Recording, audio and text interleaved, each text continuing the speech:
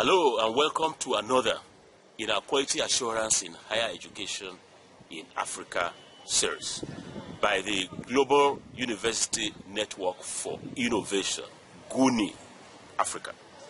I'm Peter Okebukola, the president of the network in Africa and former executive secretary of the National Universities Commission, NUC, of Nigeria.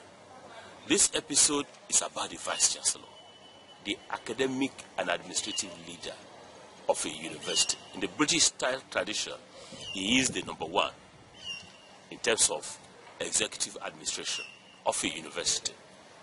He's like the president of a university in the US. So today we're talking about the Vice-Chancellor or president or rector in the French or Francophone environment. We shall be hearing the words of wisdom from past Vice-Chancellors that are noted to have been successful, and we shall be sharing with you the good practices of these former Vice-Chancellors. So the thrust of this episode is exemplary practices of successful Vice-Chancellors. So it's going to be a very exciting session. Enjoy.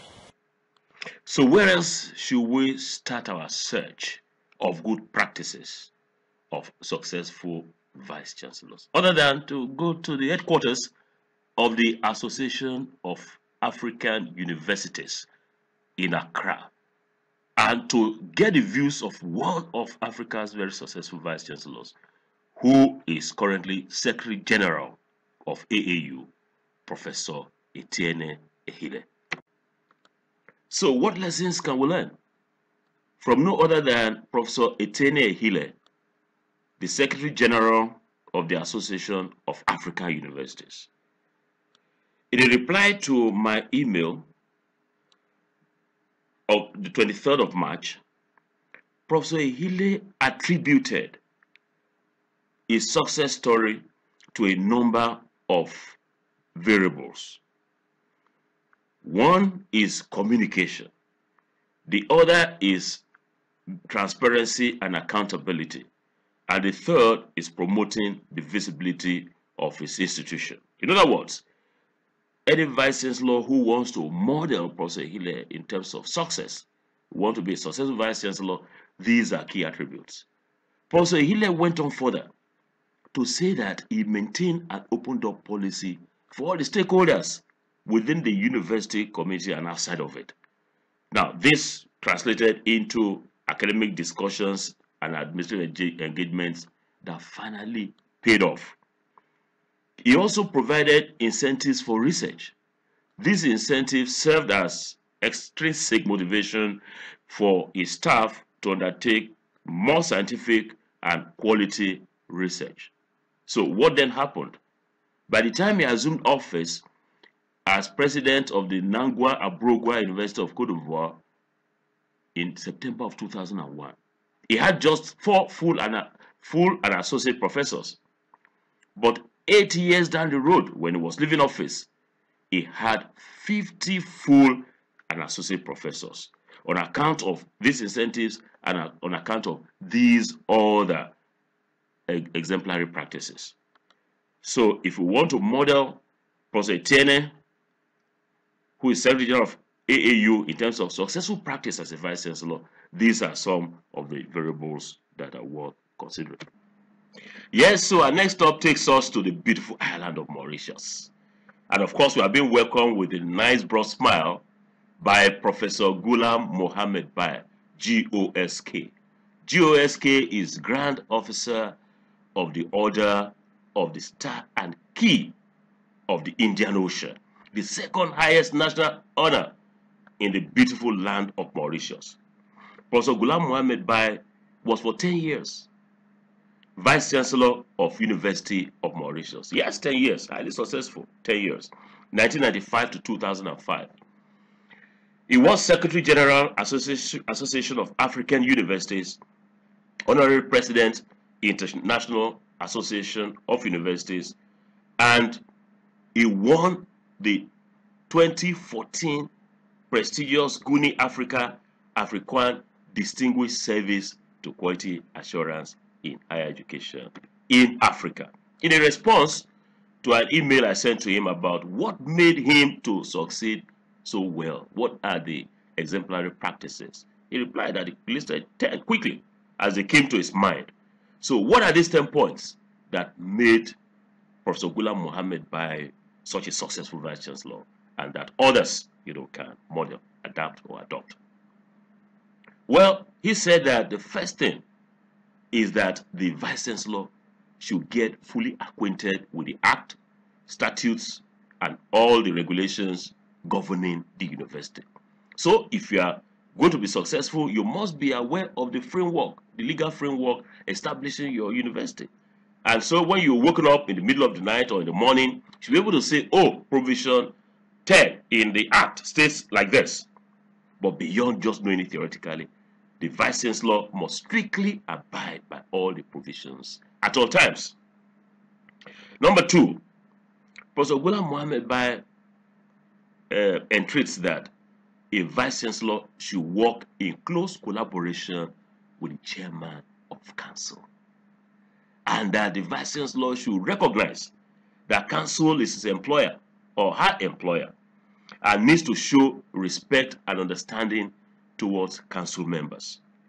Number 3, a good practice is for the Vice-Chancellor to protect his or her university from political or other external interference.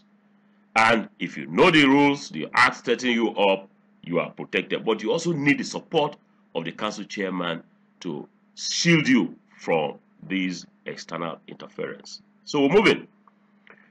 Professor Mohammed Bai also enjoins vice-chancellors who want to be as successful as himself to adopt a consultative approach and have trustful senior management team. So all major decisions that we are going to take should be based on consultation, extensive consultation with the senior management team.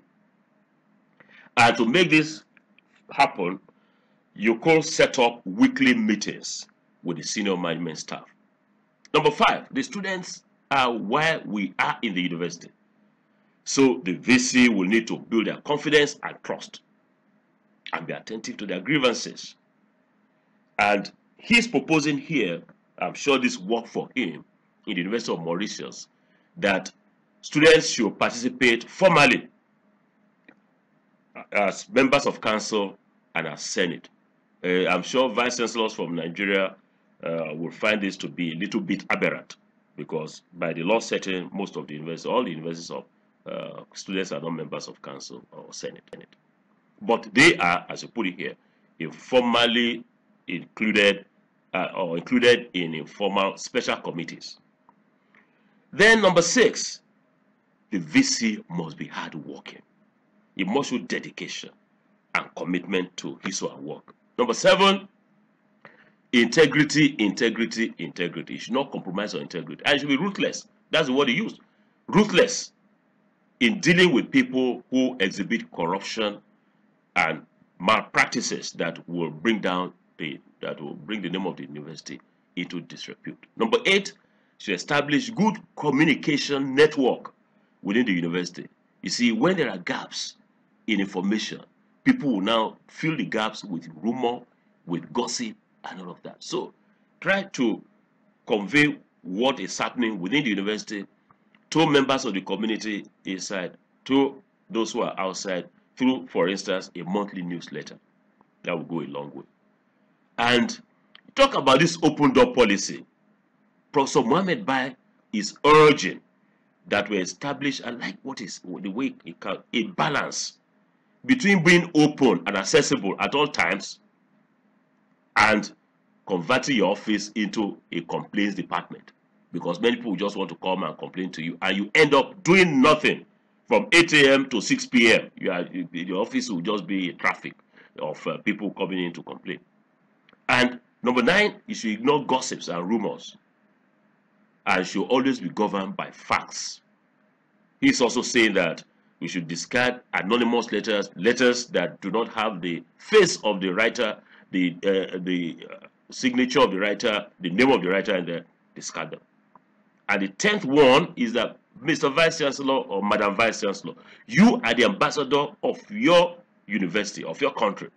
And so your behavior should be a reflection of your university. So in public and in private, you must be a great ambassador. Thank you very much, Ghulam, for this very exciting, very nice 12 points. So in our experience hunt, we got to look for a great friend of Africa, Sir John Daniel, OC. I reckon you know what OC is. It is post-nominal. OC is the Order Officer of the Order of Canada. It's a Canadian National Order, admission into which is the second highest honor for merit in the system of orders, decorations, and medals of Canada. By the way, this is the medal that Sir John Daniel was decorated with. He has a total of 17 years as a Vice-Chancellor. So nobody in Africa has that kind of experience. 17 years. For 6 years, he was president of Laurentia University in Ontario. And then he was for 11 years the Vice-Chancellor of Open University of the UK. For sure, I think you know that. Sir John Daniel is the immediate past president and CEO of Commonwealth of Learning. He was Assistant Director General of UNESCO and a host of other things. So we had to ask Sir John Daniel. I traced him virtually to a cruise boat going to Vancouver. And on the 24th of March 2015, he sent me this mail. Vice-Chancellor, success factors. He said, I'm sure I've left things out, but I hope it is helpful. Well, Sir John Daniel sent 34 good practices of successful Vice-Chancellors, which he also practiced himself, which made him a successful 17 years below his belt, under his belt as a Vice-Chancellor, as a successful Vice-Chancellor. We'll try to go through these 34, but on account of constraint of time for this presentation, I will highlight a number of the good practices. But what you should do is you can pause this at any time to run through the practices. And also note that there's a follow-up episode which is predicting success as a Vice-Chancellor. All of the 34 will be indicated, will be listed. So it's talking about self-confidence. As a Vice-Chancellor, you got to have self-confidence. Some people can perceive it as arrogance, but self-confidence is it. And you should assert your authority and power of the office. You should maintain absolute integrity. Sir John Daniel is a great man of integrity, which he maintained, which gave him all the success. I must know how universities work. You should have the ability to scan the environment, to see what threats are there, what are the trends, and what are the opportunities, so you can strike while the iron is hot.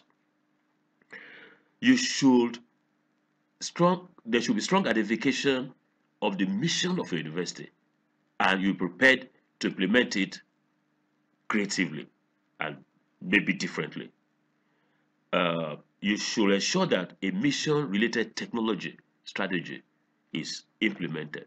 Let's go on. Sir John Daniel tells us a lot more, that your university should cultivate a niche for itself, a teaching or research area that it will be nationally or globally known for. And when your staff, academic staff especially, when they blossom, when they achieve success in their research, in their academic work, show genuine admiration, for their work, and be ever communicating good news about your university to the local community, that's the university community, and to the outside of it. And unlike this, don't always have people come to you. Look at the psychology. You are going to the Vice-Chancellor's office. I'm going to the Vice-Chancellor's office. So people keep converging, disturbing the Vice-Chancellor. But you see, if the Vice-Chancellor comes to my office, it's a different psychology altogether. I'll say, oh, this Vice-Chancellor is humble enough to come from his high office to mine. And the love for him and for the work of the university will be bolstered, will be enhanced. Number 15, don't say things bad about your university or staff. You are outside the place. Oh, you see this professor, you are outside your university when you're off campus, and you say, oh, you know, this professor so and so is very, very bad. Or this university is rotten. I'm the messiah, I'm the person who has come to change everything around. Don't badmouth your university. And try not to have, you know, close bodies on campus for people to say, these are the vice-chancellor's men, or these are the vice-chancellor's women. It's dangerous for them, because when you leave office, then they are going to be in some trouble with the new actor, the new vice-chancellor on stage. So maintain some distance on campus. You should maintain strong relationship with the chair of council and other members of council. I agree with this in total, because I've been chair of a number of university councils. I superintend some vice-chancellors, and we have found that good camaraderie, good a cordial relationship between us, that's the vice-chancellor and I and other members of council, is a good thing to keep the university moving on the right track. And you also maintain good relationship with the politicians that are in government and they're in the opposition parties. See, if you have a tenure which straddles two administrations, if the opposition party now comes into place and they know you've been, not facing your work, not pursuing the mission of the university, then you can be booted out. But maintain good relationship with either the ruling party, and also the opposition party. Still a lot more from the basket of experience of Sir John Daniel. Even with the government bureaucrats, you should maintain good contacts. Now, as a public institution, if you are the vice-chancellor of a public university, you must look at the goals, the mission, the thrust of your government, and see the projects that government is implementing. Try to plug into such projects, into such policies, so they can see the relevance of your university to development in the state or nation. And then when you are threatened, oh, I'm going to sack you, call the bluff. If you are a good academic, if you are a good manager, if they say they sack you, there are several doors that will open. So call the bluff. Actually, it has been found that when people threaten you and you shake like lily, if you are a lily-livered vice-chancellor, then you pray to anybody. So when threatened, call the bluff. Now, you should visit the student residents on the first day of term, and then try to stay away from them. There's a hierarchy in the university. You have the Dean of Student Affairs, you have other layers of administration. But be available to them, that's number 26 now, when they demand to see you. But also ensure that you extract mature behavior, from them. You should be friendly, that's number 28, be friendly to the campus staff, the gardeners, the drivers, especially, they tell you what's happening on ground. The cooks, the maintenance people, they are great allies. And you should insist on having a clean, tidy, and well-maintained campus. Sir John Daniel dresses very well. He's a very clean man. And so that translates into go to all the universities that he was in charge of. Clean and well-maintained. So we're almost there. Sir John Daniel is telling us 4 more things. Actually, 5 more things. One is that if you see graffiti all over the campus, this vice-chancellor must go, registrar must go, all manner of things. Do your best to remove the graffiti immediately. And then don't be too impressed by the Harvards of this world, the Oxfords of this world. Yes, you can do a gap analysis of where these universities are and see how you can, on some issues, catch up with them.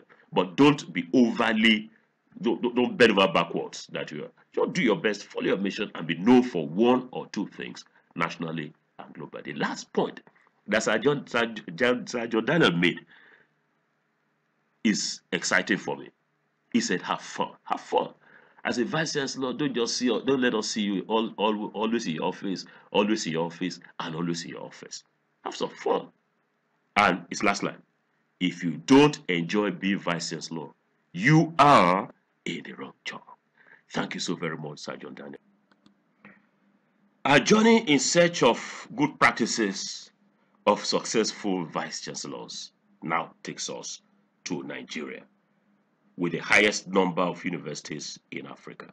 And we are happy to have shared his experience with us, one of the most successful vice-chancellors the system has produced in recent times. And that's Professor Nimi Briggs, OON. OON is Officer of the Order of the Niger, one of Nigeria's highest national honors. Professor Nimi Briggs was for 6 years Vice-Chancellor, University of Port Harcourt, 1995-1996, was acting Vice-Chancellor, and in 2000 to 2005. He was adjudged of all the universities at that time to be the best Vice-Chancellor in the Nigerian university system. He was also former chairman, Committee of Vice-Chancellors of Nigerian universities. And of course, Professor Nimi Briggs is sought after everywhere.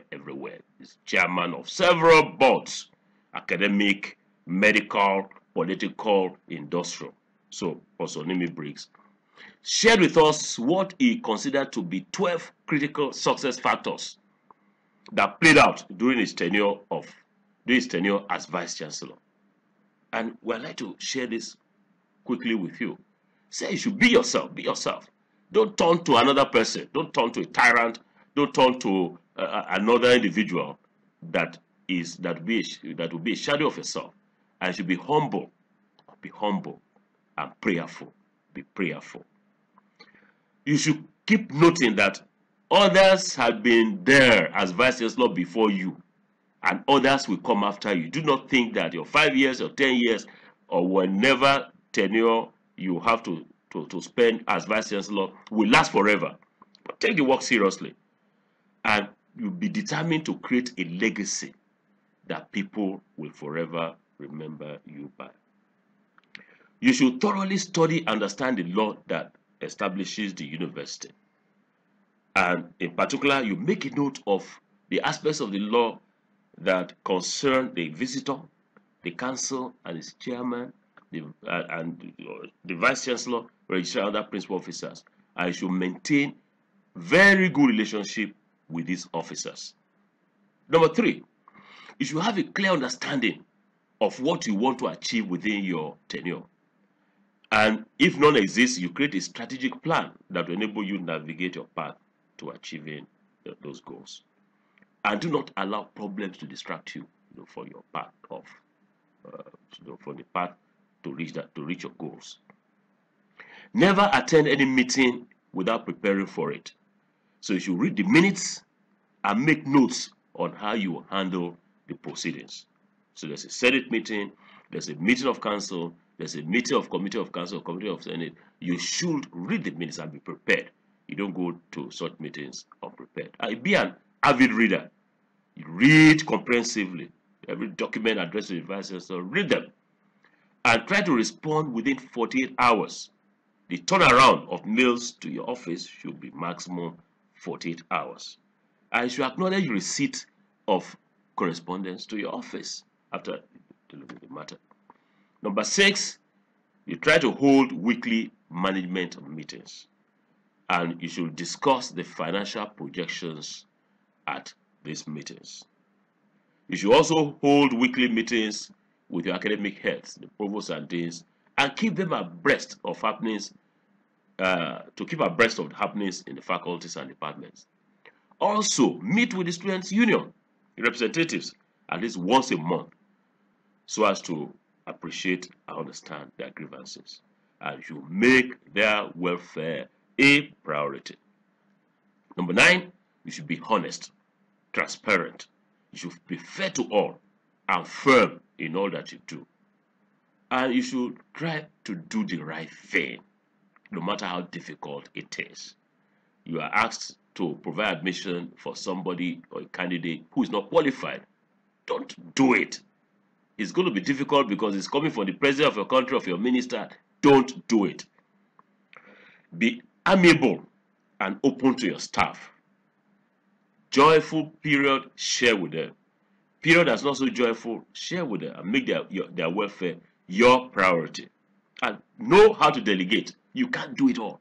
Or you can't just have 1 or 2 or 3 staff doing everything. You are going to kill them with work. So delegate, build capacity of others so that everybody can be part of the action. Number 12, that's the last one, that Professor Nimi Briggs, one of Nigeria's most successful Vice-Chancellors, said, be a team player and let others, especially your principal officers, share in the decision-making process. But you should always remember that at the end of the day, when there's a praise, the buck stops on your table. When there's a blame, the buck stops on your table. Thank you very much, Professor Briggs, OON. Yes, our journey now takes us to Namibia. Yes, Namibia. At the University of Namibia, where one of Africa's very successful vice-chancellors, Professor Lazarus Hangula, is holding sway. Professor Hangula, in an email to us on the 24th of March 2015, gave us a feel of how the university, well, through his leadership and all the others. I mean, I'm so delighted that he didn't claim ownership of all the success stories. As indicated somewhere that they do the job and the VC gets the praise. So, but what I've tried to do, the next slide, is to summarize the key issues that Professor Hangula, brought out, which are what we consider to be good attributes of a vice-chancellor to make him or her successful. Collegiality. The vice-chancellor has to be collegial and also accessible. The vice-chancellor should create space to let academics do what they can do best for their initiatives, create space for their initiatives. And as indicated there, some funds are available in the University of Namibia for research and publications for academic staff. And those who excel should be rewarded. Extrinsic reward is important.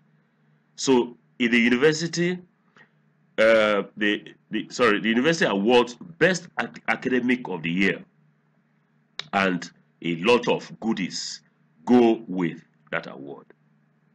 And at the University of Namibia, UNAM for short, there is the Quality Assurance Center, which audits all academic units to ensure that they remain well on track of quality.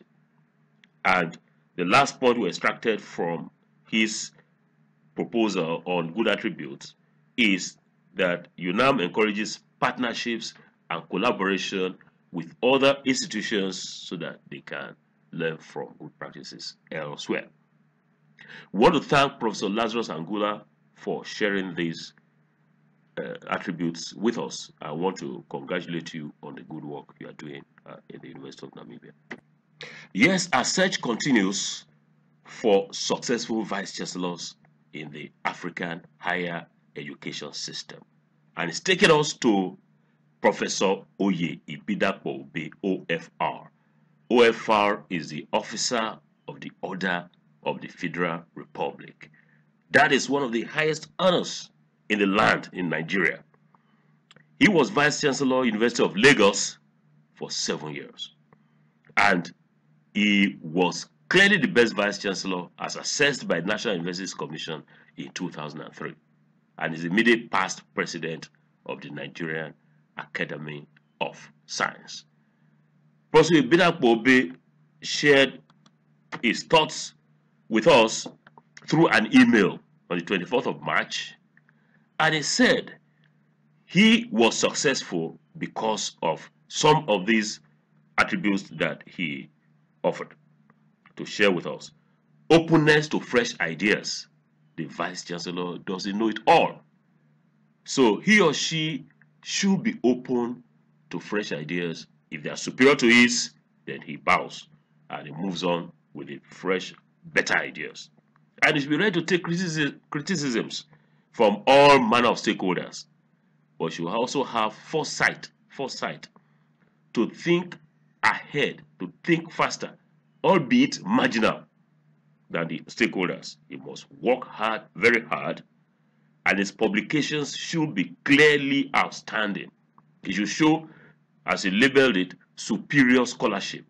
It should be transparent in his deeds, it should be equitable, and it should be firm in decision making.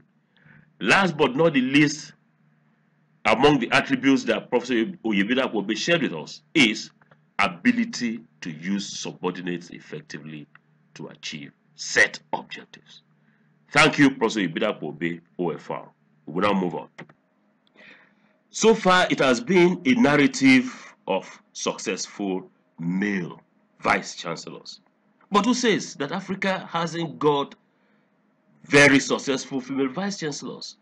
We have one in Professor Isaac Obayan, who was vice-chancellor for 8 years in one of Nigeria's leading universities, Covenant University, Kenya-Landota, for 8 years, 2004 to 2012.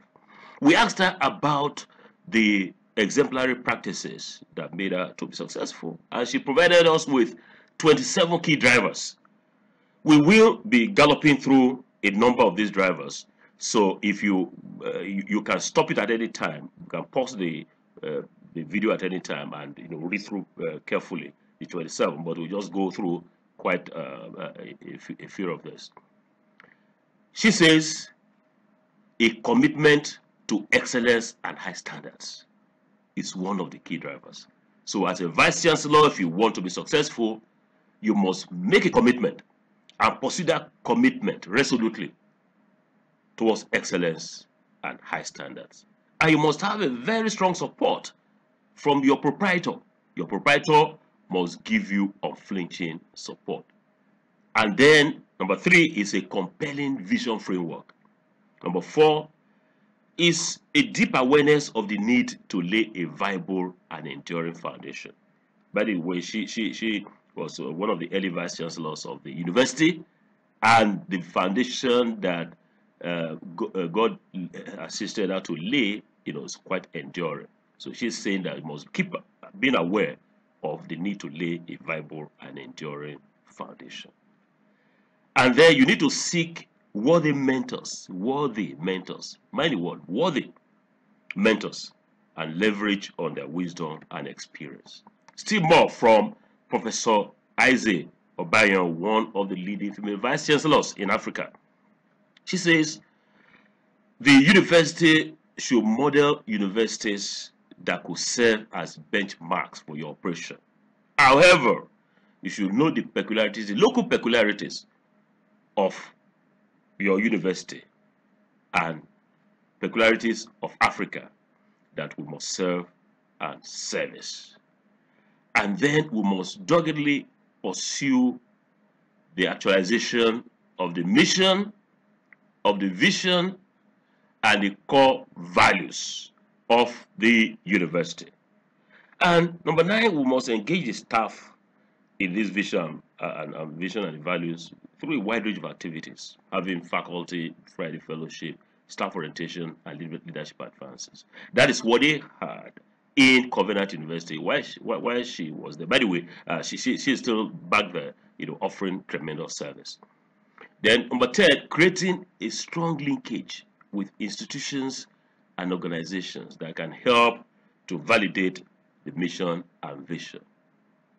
Number 11, you want to empower people at all levels in leadership. So activities that will help to grow and empower leadership at all levels will need to be put in place. And they must continue to scrutinize internal and external processes with regard to quality. Then your students, that's where we are there in the university. For instance, strong student engagement, and they must comply with the core values of the university. Then you yourself, as a vice-chancellor, you must make a personal commitment to visible integrity. You must be a person of integrity, visibly so. Your ethical practice should also be above board, and your lifestyle should not demean the office of the vice-chancellor or even of the university. There must be a commitment to hard work. You must put in long hours so that you can cover extra mile, particularly in the pioneering stage of the university's development. You must recognize and reward high performance. Strategic plan must be in place. You must continually develop staff. Develop yourself through reading, enhancing library, and being in touch with global best practice. And your discipline should not be colored by sentiments, unbiased discipline. And should encourage creativity and innovation through research. The university should come out as a brand. There should be a corporate culture, and this must be pursued resolutely and there should be buy-in by all and at all levels. There should be a clearly, number 24 now, there should be a clearly articulated leadership culture. And I'm sure you go through this list. Last but not the least, there should be viable linkages and collaborations. The qualifier viable is important. The linkages should be viable and not just be MOU that are signed on paper, and collaborations.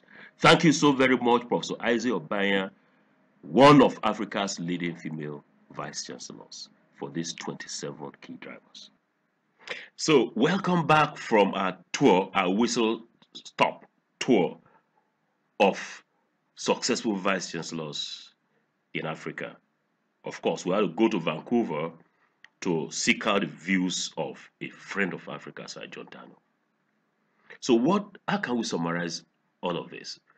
For sure, we cannot in a few minutes. But what we're trying to do here is to get the common elements. Surely you will know that there are some commonalities, some common threads running across all the attributes which the Vice-Chancellors proposed. We've tried to aggregate these into 3 clusters: scholarship, managerial abilities, and personal attributes. Let's look at scholarship. On the scholarship indicator, the successful vice-chancellor must be one who is among the top 5% in his university on all indicators of scholarship. Professor Okebukola proposed this. He or she must also have impressive ICT skills. He should be able to word process, use a presentation software like PowerPoint. He should be able to use a handheld device like an iPad, or a phone to search the internet. He or she should show a commitment to excellence and high standards. Professor Isaac Obanya proposed this to us. What about managerial attributes?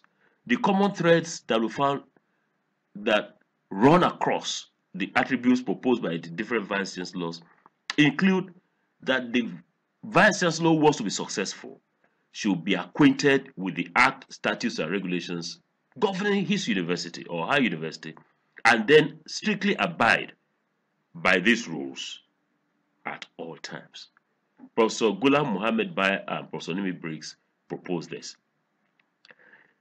The Vice-Chancellor should be consultative in decision making. It should not be Mr. or Mrs. Know-all. All the Vice-Chancellors surveyed proposed this key attribute. He or she should be courageous. When you make a decision, you take courage and do it and follow it up. Professor B. Daramola, who is Vice-Chancellor, Federal University of Technology, Akure in Nigeria, proposed this. Managerial abilities continue. Should be fair-minded. He should not witch hunt perceived enemies.